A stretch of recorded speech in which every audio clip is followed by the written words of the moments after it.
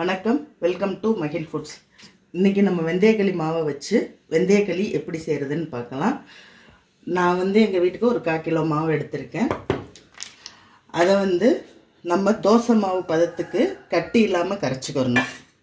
இப்போ பார்த்திங்கன்னா நான் நல்லா கையில் கரைச்சிட்டே வரேன். கொஞ்சம் நம்ம வேகமாக செய்யணும் அப்படின்னு ஃபீல் பண்ணிங்கன்னா இந்த அளவு கரைச்சிட்டு இப்போ கொஞ்சம் கொஞ்சமாக இந்த கட்டியெல்லாம் நசுக்கி விட்டு இது பண்ணுறதுக்கு கொஞ்சம் லேட் ஆகும். இந்த மாதிரி சமயத்தில் நம்ம சீக்கிரம் செய்யணும்னு நினச்சிங்கன்னா இந்த மாதிரி மிக்சியில் போட்டு ஒரு ஓட்டிட்டிங்கன்னா நல்லா அந்த கட்டிகள் இல்லாமல் வந்துடும். நம்ம செய்கிறதுக்கும் ஈஸியாக இருக்கும்.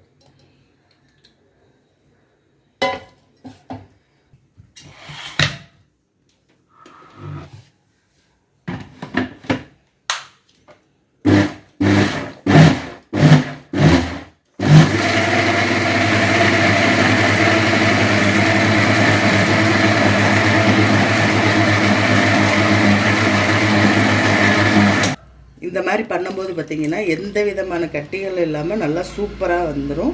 இந்த மாதிரியும் நம்ம பண்ணிக்கலாம் இன்னொரு மெத்தடில்.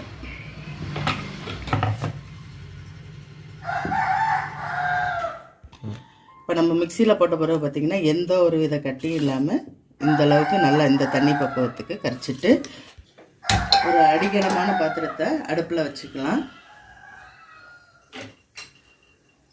வச்சுட்டு ஒட்டாமல் இருக்கிறதுக்கு இது நான்ஸ்டிக் சட்டி, அதனால் ஒட்டாது. ஆனால் அடிக்கணமான பாத்திரங்கள் வைக்கும்போது லைட்டாக கொஞ்சமாக நல்லெண்ணெய். களிக்கு எப்பயுமே நல்லெண்ணெய் சேர்த்தாதாங்க நல்லாயிருக்கும். அதனால் இப்போதைக்கு கொஞ்சமாக சேர்த்துக்கிறோம். களி நல்லா வெந்து வரும்போது உங்களுக்கு எவ்வளோ எண்ணெய் தேவையோ, இப்போ இந்த அளவுக்கு பார்த்திங்கன்னா ஒரு 150 மில்லி எண்ணெய் ஊற்றினா நல்லாயிருக்கும்.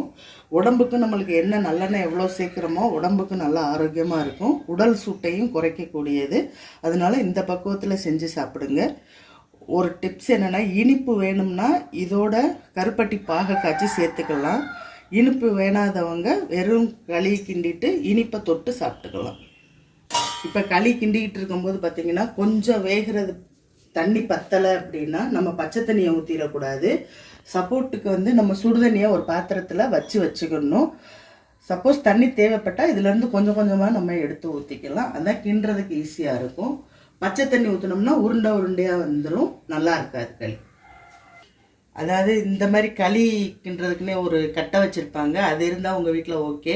அப்படி இல்லை அப்படின்னா இந்த மாதிரி நல்லா வெயிட்டான கரண்டி எடுத்துக்கோங்க. அதான் கிண்டி இந்த உருண்டை கட்டாமல் செய்கிறதுக்கு ஈஸியாக இருக்கும்.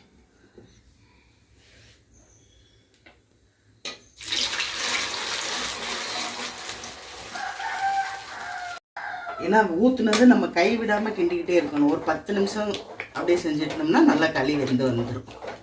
ஒரு 5 நிமிஷம் அப்படியே கிண்டிகிட்டே கைவிடாமல் கிண்டிகிட்டே இருந்தோம்னா இந்த கட்டி தட்டாது. அதுக்கப்புறம் நம்ம பதறாமல் கிண்டிட்டா பரவாயில்ல. அந்த ஃபஸ்ட்டு 5 நிமிஷம் மட்டும்தான்.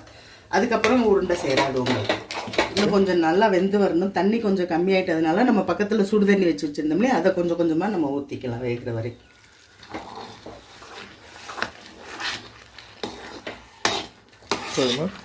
ஊற்றி இன்னொரு கப்பு இந்த கப்பு ஊற்றிட்டு சரியா.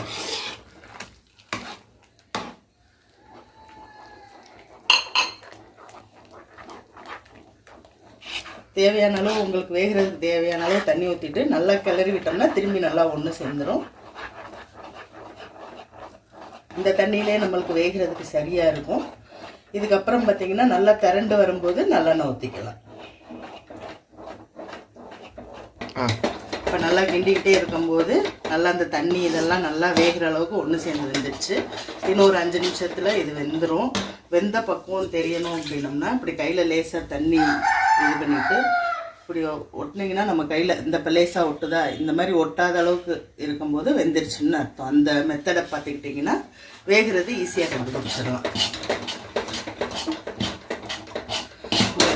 நீங்களும் உங்கள் வீட்டில் ஒரு தடவை வாங்கி இந்த களியை செஞ்சு பாருங்கள், ரொம்ப அருமையாக இருக்கும்.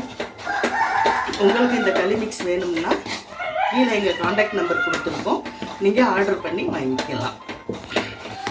அதாவது களி கிண்டும் போது பார்த்திங்கன்னா உருண்டை கட்டிடும் நிறைய பேர் பயப்படுவாங்க. இந்த ஒரு 5 நிமிஷம் கைவிடாமல் கிண்டிக்கிட்டு இருந்தோம்னா அந்த சமயம் உருண்டை கட்டுறது தான். அதை நல்லா கிளறி விட்டுட்டோம்னா அதுக்கப்புறம் பார்த்திங்கன்னா உருண்டை கட்டுறதுக்கான வாய்ப்பு இல்லைங்க.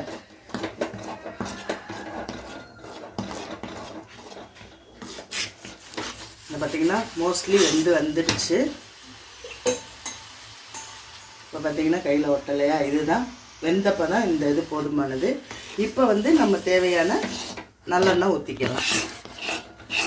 நல்லா வந்துருச்சு. கொஞ்சம் கொஞ்சமாக உங்களுக்கு தேவையான அளவு எவ்வளோ எண்ணெய் தேவையோ அந்த அளவு சேர்த்துக்கலாம். இந்த அளவுக்கு ஒரு 100 மில்லியாவது சேர்த்திங்கன்னா நல்லாயிருக்கும். அதாவது எண்ணெய் எவ்வளோ சேர்த்தாலும் உள்ளே இழுத்துக்கிட்டே தான் இருக்கும். இப்போ பார்த்திங்கன்னா இப்போ ஒரு 50 எண்ணெய் ஊற்றிருக்கேன்.